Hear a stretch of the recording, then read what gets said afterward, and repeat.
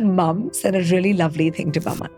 She said she's a butterfly, right? She's saying don't ever clip her wings because she'll wither away and die. And that those are such like powerful, beautiful. Yeah. So, but he didn't, like what Sora predicted came true. He let me do what the hell I wanted to do. And, so I did like an NDTV show. I did after I delivered, I had Zayan.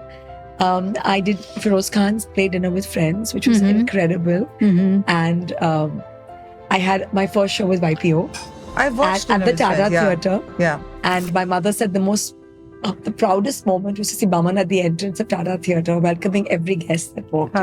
How sweet. Right? And for me, like, I gave birth to 2 children and I was like at 48 kilos in a pair of shorts standing there in front of like 1,100 people with a standing ovation. It was just the most incredible feeling,